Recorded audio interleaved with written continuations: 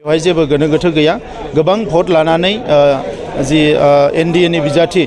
दिलीप सयकिया बिथाङा देरहागोन बियो निश्चित जाबाय। बेसेबां रोखा बि मोर देन आरायनिफ्राय 3 लाख भट बांसिन मोननानै देरहागोन। दिनै आसामनि चिफ मिनिस्टार बिथाङा उदालगुरियाव फैदों आरो UPPL BJP आरो UPPL BJP आरो AGP जोंनि गासैबो दैदेनगिरि मावथिफोरजों जयै बिथाङा सावरायदों आरो दरं उदालगुरि समस्तिनि थाखाय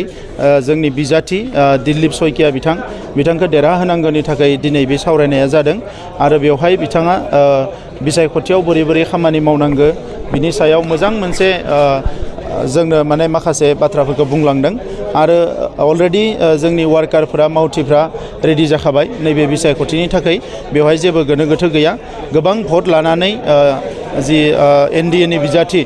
दिलीप सयकिया बिथाङा देरहागोन बियो निश्चित जाबाय। बेसेबां रोखा बि मोर देन आरायनिफ्राय 3 लाख भट बांसिन मोननानै देरहागोन। आगोलावबो देरहाखादोंमोन किन्तु नै देग्लाय आरोबाव स्ट्रं जाबाय गोबां खामानि मावबाय दा नंखायनो रायजो राजाफ्राबो दिनै बयबो लोब लोब बाहागो लादों नुजादों बयबो भट होनो रेडि जादों जिखिनि आसनि माखासे मोनबाय दा बेनिखायनो नैबे बिसायख'थियाव जोंनि बिजाथिनि थाखाय साननांगौ जेबो गैया। एनडिए नि जे बिजाथि जागोन BJP नि जे बिजाथि जागोन बिथाङानो सबसे बांसिन भटआव देरहागोन। बेराफारसेथिं BPF-नि जाय बिथां बिजाथि बिथाङा मोनसे बाथ्राखौ अजद लाबोदों जे UPPL आरो BJP-नि बिजाथिनो भट होयोब्ला बिराद अयनाय जागोन नै बे UPPL BJP-नि जि बिजाथि बिनो भट होयोबासो मोजां जागोन मानोना डेभेलपमेन्ट जागासिनो दङ दायो बेफोर डेभेलपमेन्टखौ BPF-नि समाव खालामनो हायाखैमोन जि डेभेलपमेन्टआ दा उदालगुरि जिल्लायाव जागासिनो दङ एबा तामुलपुर ओनसोलाव जागासिनो दङ। दिनै मेडिकेल कलेज मोनबाय तामुलपुराव उदालगुरि डिस्ट्रिक्टआव गोबां माखासे गोदान आसनि फैगासिनो दङ दा बेफोर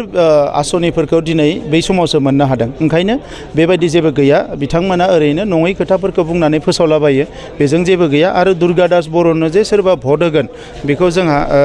माने सन्देह दङ मानोना बिथांनि पास्ट हिस्ट्रि बेखौ बयबो मिथिगौ थांनाय समाव बिथाङा सोरमोन मामोन मा मावोमोन बेखौ बयबो मिथिगौ आरो बिसेसकय BPF-आ बेवहाय बिसायख'थि गेलेदों बिथांमोननि सिम्बलखौ हमथाना दोननो थाखाय बे जाहाथे गोमालाङा आरो फैगौ समनि थाखाय साफा सानै जि वार्कारफोर दङ बिसोरखौ गावसोरनि आफादाव हमथाना दोननो थाखायसो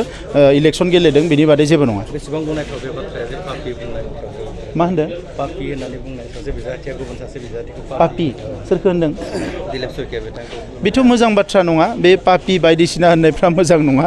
दा बिथांमोना बेबायदि बुंनानै रायजो राजाफोरखौ जेबो मिसलिड खालामनो हाया गावनि आखलखौसो रायजो राजानि सिगाङाव दिन्थिनाय जायो।